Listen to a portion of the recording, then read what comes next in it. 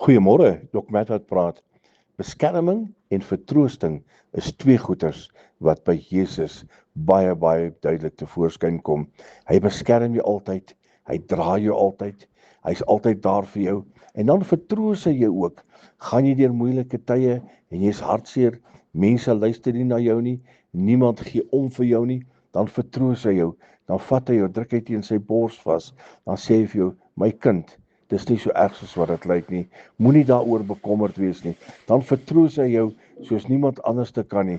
Hy self vee die trane van jou oë af. Hy self maak 'n verskil. En dan ook gaan jy deur moeilike tye en gevaar dreig. Hy beskerm jou. Hy beskerm jou teen die dief wat daar buitekant sluip in die nag.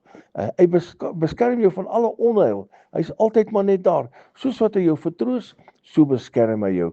Dis mos die moeite werd om so God te ken, so God te eer, te loof en te aanbid. Hy beskerm, hy bewaar hierdie lewende seun van God. Herlewingsgroete.